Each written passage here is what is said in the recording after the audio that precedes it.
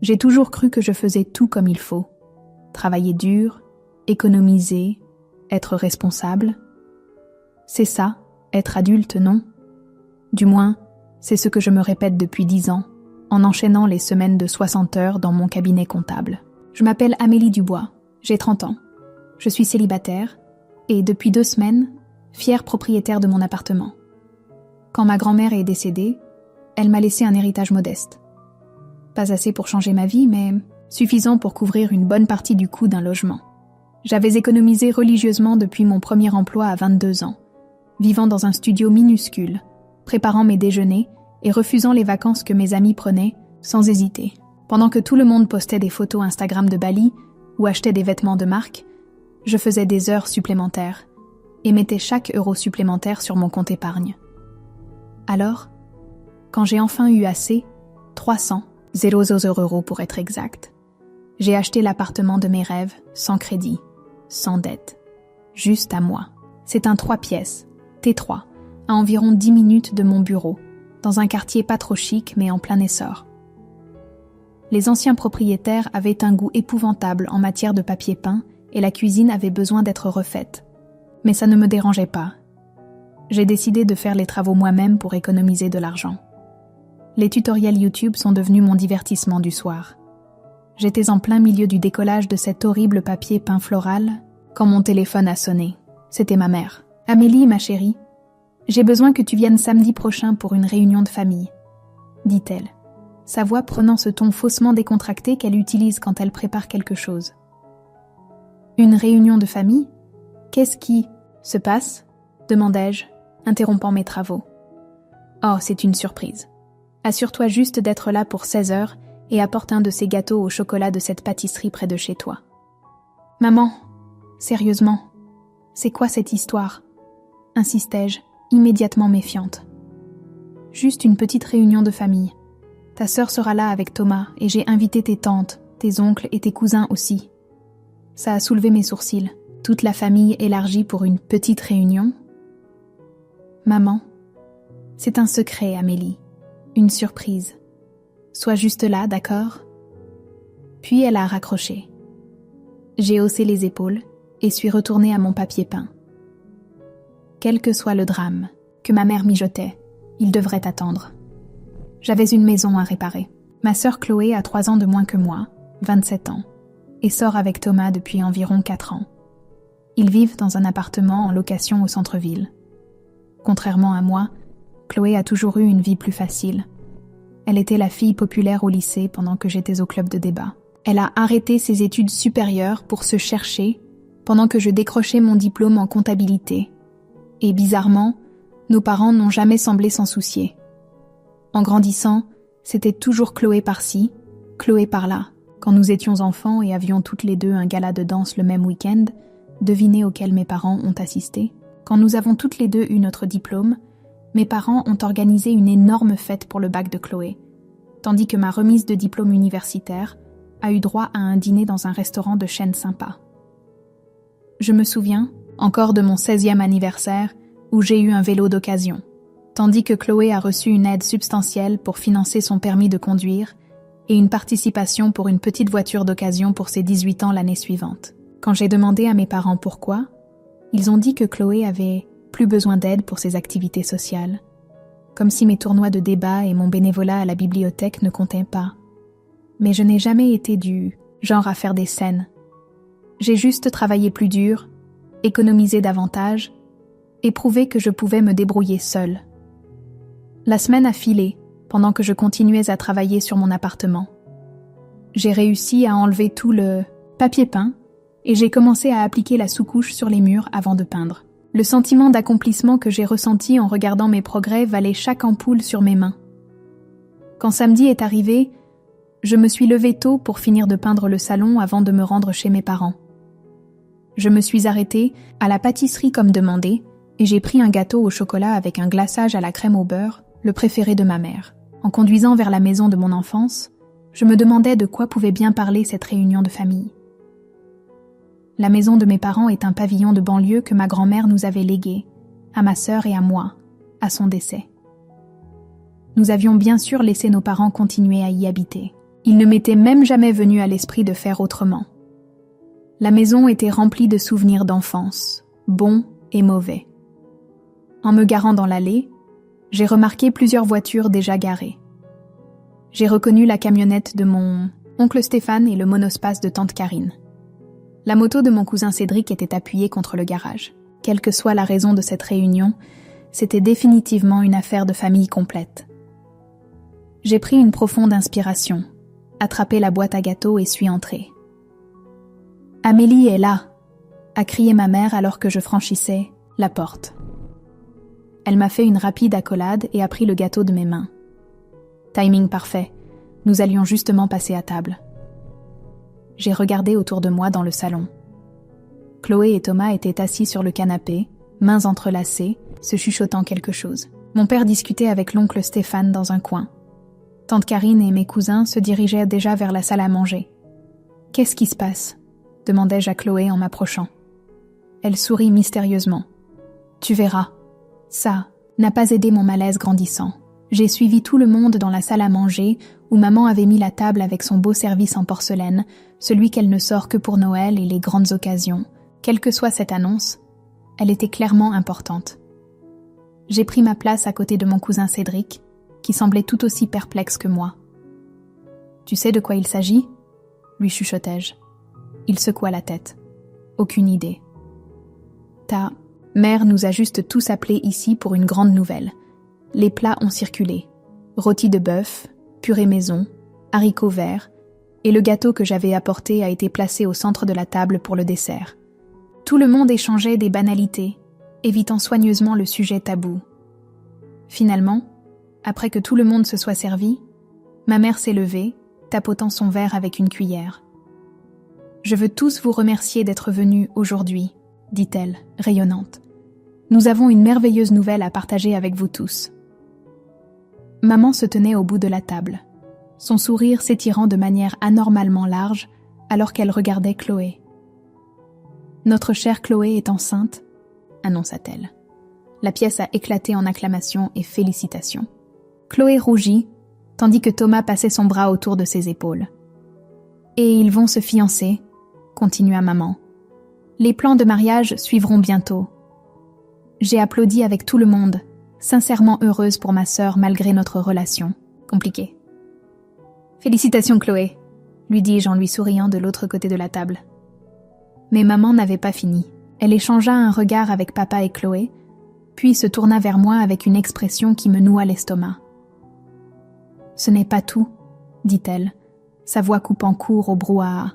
« Nous avons une autre annonce. » Le silence se fit dans la pièce. Tout le monde regardait maman avec attente, y compris moi. Comme vous le savez tous, Amélie a récemment acheté un appartement, dit maman en faisant un geste vers moi. Les parents hochèrent la tête, certains murmurant des félicitations qu'ils n'avaient pas pris la peine d'offrir lorsque j'avais partagé la nouvelle 2 semaines auparavant. Amélie a 30 ans et est célibataire, continua maman. Ni mari, ni enfant, même pas de petite amie. Je sentis mon visage s'empourprer. Qu'est-ce que mon statut sentimental avait à voir avec quoi que ce soit ? Chloé, en revanche, poursuivit maman, est sur le point de fonder une famille. Elle et Thomas ont besoin d'un endroit à eux, pas d'une location quelconque. Mon cœur commença à battre la chamade, alors que je réalisais où elle voulait en venir. Je jetai un coup d'œil à Chloé et Thomas, qui fixaient intensément leurs assiettes. Maman se tourna vers moi, son sourire maintenant acéré comme un couteau. « Amélie, c'est ta chance de montrer à quel point tu aimes ta sœur, à quel point tu es généreuse et gentille. Je pense que tu devrais donner ton nouvel appartement à Chloé et Thomas. » Un silence de plomb tomba sur la salle à manger. Je fixai ma mère, incrédule, attendant la chute de cette horrible blague. Mais elle ne vint jamais. « Tu peux retourner en location », ajouta maman nonchalamment, comme si elle ne me demandait pas de donner mon appartement à 300 000 €. Tu n'as pas besoin de tout cet espace juste pour toi. Je regardai autour de la table. Mon père hocha, la tête en signe d'accord avec maman. Chloé croisa enfin mon regard, un mélange de gêne et d'attente sur son visage. « C'est une merveilleuse idée », intervint tante Karine. « La famille devrait toujours passer en premier. » Plusieurs autres parents acquiescèrent. Ce n'était pas une suggestion spontanée, c'était un guet-apens planifié. « Tu n'es pas sérieuse », réussis-je enfin à dire. « Bien sûr que si », répliqua maman, sa voix se durcissant. « Ta sœur en a plus besoin que toi. » Je me levai lentement, ma chaise grinçant contre le sol. « Attendez, que je comprenne bien. Vous voulez que je donne à Chloé mon appartement ? L'appartement pour lequel j'ai travaillé 60 heures par semaine ? Pendant des années ? L'appartement que je viens d'acheter avec l'argent que j'ai hérité de mamie et économisé pendant 8 ans ? Vous voulez que je le cède simplement parce que Chloé est tombée enceinte ?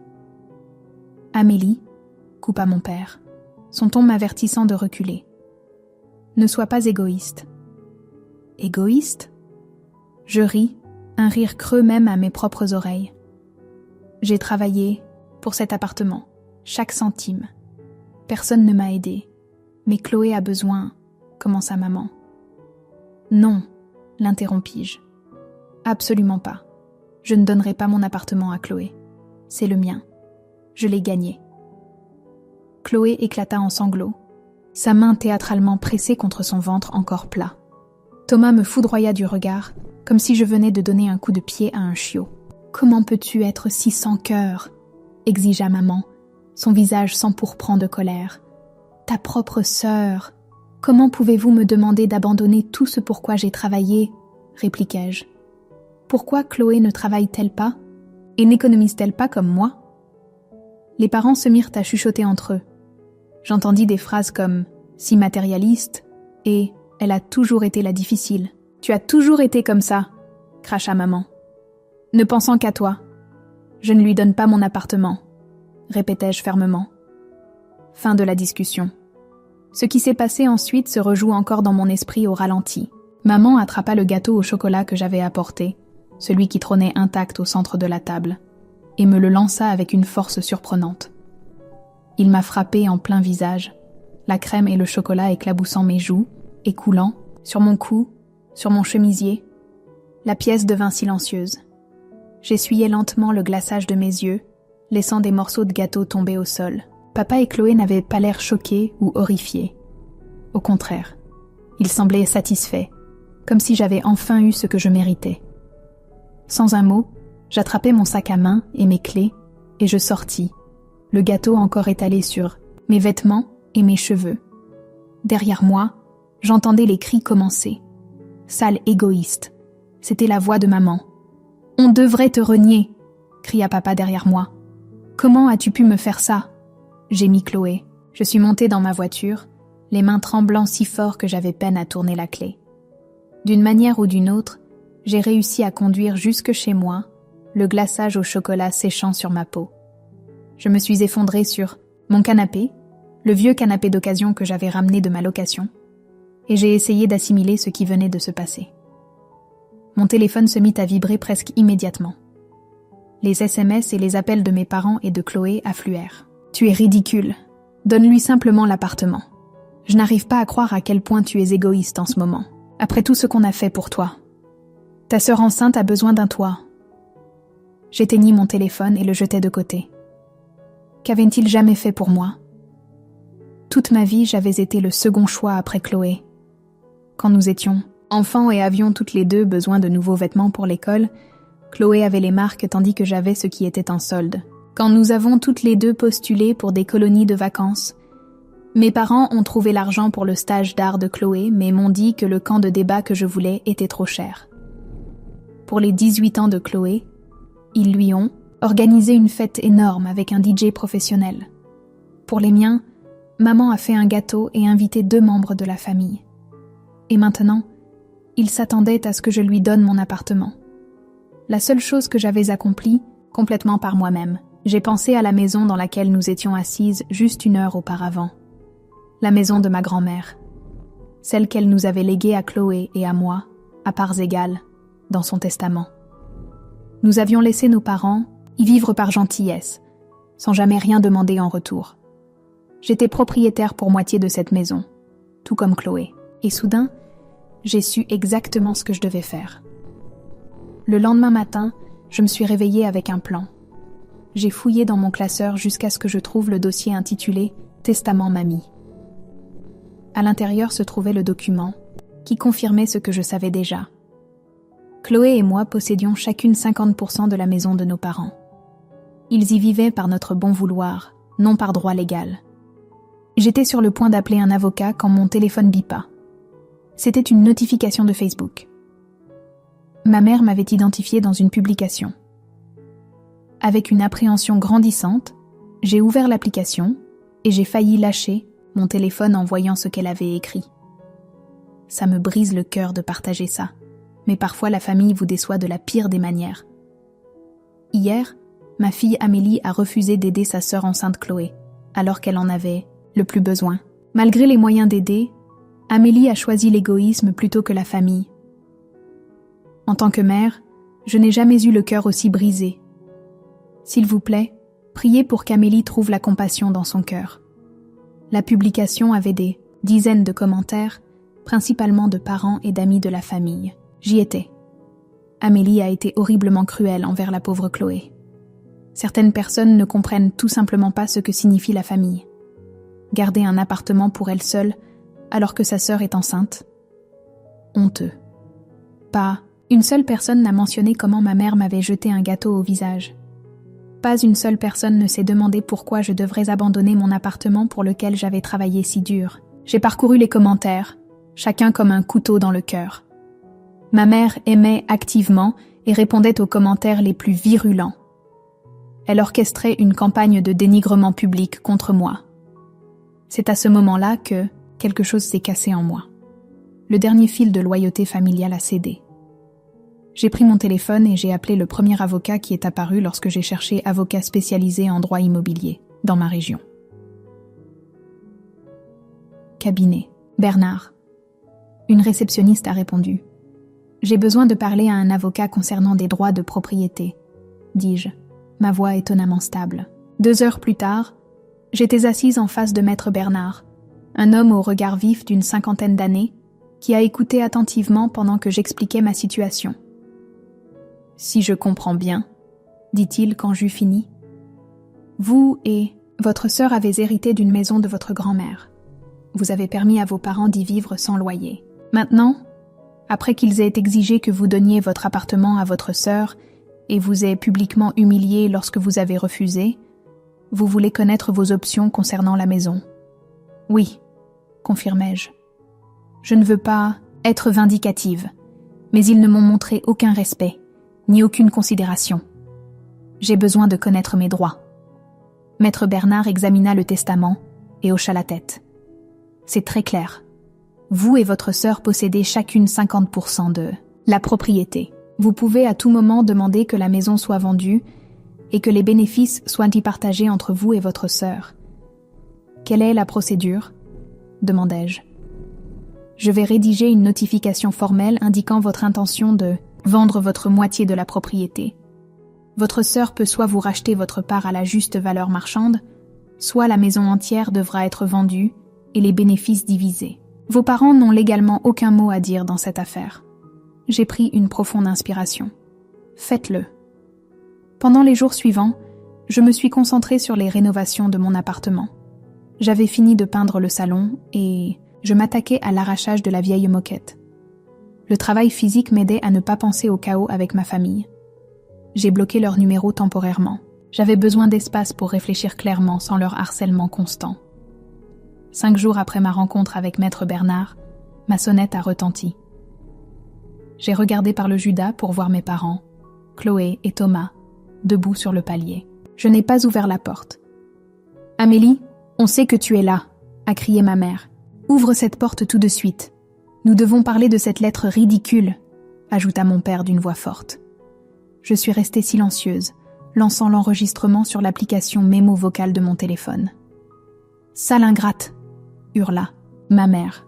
« Après tout ce qu'on a fait pour toi, tu essaies de mettre ta sœur enceinte à la rue !» pleura Chloé. « C'est bas, même pour toi !» ajouta Thomas. J'ai enregistré chaque mot, chaque menace, chaque insulte qu'ils ont proférée à ma porte pendant près de 15 minutes avant qu'ils n'abandonnent finalement et ne partent. Le lendemain, j'ai envoyé l'enregistrement à maître Bernard, qui m'a appelé immédiatement. « C'est du harcèlement, dit-il fermement. Nous pouvons demander une mesure d'éloignement si nécessaire. Mais plus important encore, leur comportement renforce notre position. Ils ont clairement démontré de l'hostilité à votre égard. Une semaine plus tard, Maître Bernard m'a appelé avec des nouvelles. L'avocat de vos parents nous a contactés. Ils veulent une médiation. La médiation a été fixée pour le lundi suivant au cabinet de Maître Bernard. Je suis arrivée en avance, vêtue de ma tenue la plus professionnelle, un tailleur pantalon bleu marine que je réservais habituellement aux réunions avec de gros clients. Maître Bernard m'a accueillie avec un sourire compétent. Rappelez-vous, vous avez tout à fait le droit légal de faire cela. Ne les laissez pas vous faire sentir coupables. Mes parents, Chloé et Thomas, sont arrivés avec leur avocat. Ma mère m'a foudroyé du regard avec un mépris non dissimulé. « Traîtresse », siffla-t-elle en passant à côté de moi. L'avocat a parlé le premier, exposant les faits du dossier. L'avocat de mes parents a argué que la vente de la maison causerait un préjudice excessif à ma famille. Maître Bernard a contré en présentant l'enregistrement du harcèlement et les publications sur les réseaux sociaux comme preuve de leur traitement à mon égard. Après près de 2 heures d'échange, les avocats se sont consultés en privé avant de revenir avec une proposition d'accord. La maison serait vendue et les bénéfices divisés équitablement entre Chloé et moi, conformément au testament de notre grand-mère. Ma mère a éclaté en sanglots en entendant cela. « S'il te plaît, Amélie », sanglota-t-elle, changeant soudainement de tactique. « Nous sommes ta famille. Comment peux-tu nous faire ça ? Je suis désolée pour le gâteau. J'ai perdu mon sang-froid. J'ai regardé son visage baigné de larmes, me souvenant de toutes les fois où j'avais pardonné son comportement envers moi, toutes les fois où j'avais accepté d'être le second choix après Chloé. J'ai pensé à l'humiliation publique qu'elle avait orchestrée, au harcèlement à ma porte, aux exigences que j'abandonne tout ce pourquoi j'avais travaillé. La maison sera vendue, dis-je calmement. C'est définitif. Maître Bernard hocha la tête et commença à rédiger l'accord de règlement. Pendant que nous attendions, je pouvais sentir la haine de ma famille irradier vers moi. Je m'en fichais, désormais. Pour la première fois de ma vie, je me défendais. 2 mois passèrent dans un flot de paperasse juridique et de visites immobilières. La maison s'est vendue plus vite que prévu. Le marché était dynamique et la propriété se trouvait dans un quartier recherché. Après déduction des frais de notaire et d'agence, Chloé et moi avons reçu chacune un peu plus de 175 000 €. Je n'ai jamais parlé directement à ma famille pendant cette période. Toute communication passait par nos avocats. J'ai appris par Maître Bernard que mes parents étaient furieux, mais finalement impuissants à arrêter la vente. Ils vivaient dans une propriété qui ne leur appartenait pas depuis des années, ne contribuant en rien à son entretien au-delà de la maintenance de base. « Qu'est-ce qu'ils vont faire maintenant ?» demandai-je à Maître Bernard lors de notre dernière rencontre. « Votre sœur a décidé d'utiliser sa part comme apport pour une nouvelle maison, » expliqua-t-il. « Vos parents vont emménager avec elle et Thomas. Ils ont obtenu un prêt immobilier pour le reste. » J'hochai la tête, ressentant un étrange mélange d'émotions. Une partie de moi se sentait coupable. J'avais effectivement forcé mes parents à quitter leur maison. Mais une autre partie, celle qui se souvenait du gâteau au visage et de l'humiliation publique, se sentait justifiée. « Et vous ?» demanda Maître Bernard. « Des projets pour votre part ?»« Un portefeuille d'investissement » répondis-je. Je travaille avec un conseiller financier pour mettre en place un mélange diversifié d'actions, d'obligations et de parts de SCPI. « Bonne stratégie », dit-il d'un ton approbateur. « Eh bien, à moins qu'il y ait autre chose, je pense que notre affaire est conclue. » Je lui serrai la main. « Merci pour tout. » En sortant de son cabinet, je me sentis plus légère, d'une certaine manière, comme si j'avais déposé un lourd fardeau que je portais depuis des années. Le poids d'être toujours la responsable, celle qui cédait, celle qui se sacrifiait. De retour à mon appartement, j'ai contemplé ce que j'avais accompli. La rénovation était presque terminée. J'avais remplacé la moquette par du parquet, peint chaque pièce, modernisé la cuisine avec de nouveaux appareils électroménagers et installé des luminaires modernes partout. Il ne ressemblait plus du tout à l'endroit que j'avais acheté 3 mois plus tôt.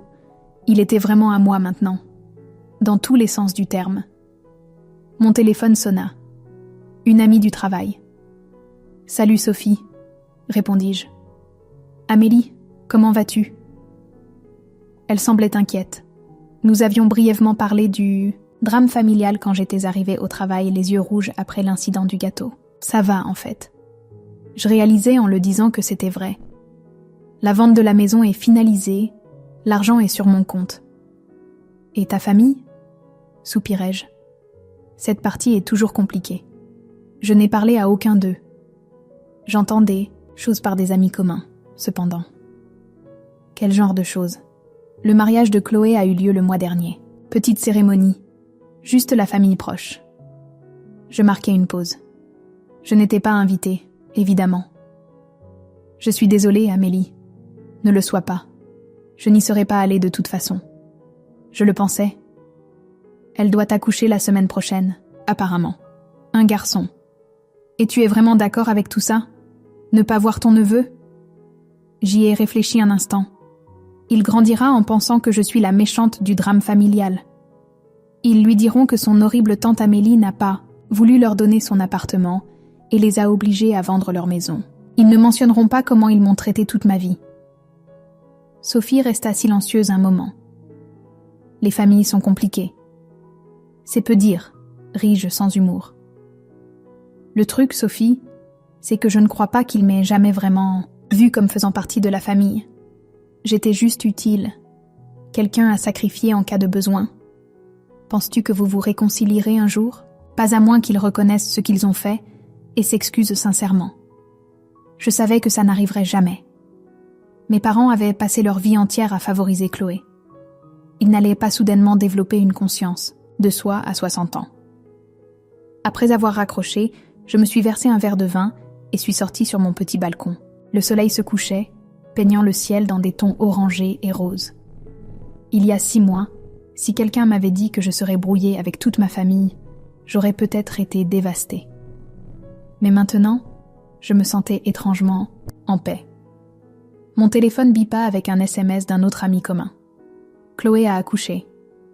Un beau bébé de 3,4 kg. Tout le monde va bien. J'ai fixé le message, attendant une réaction émotionnelle. Tristesse, colère, regret.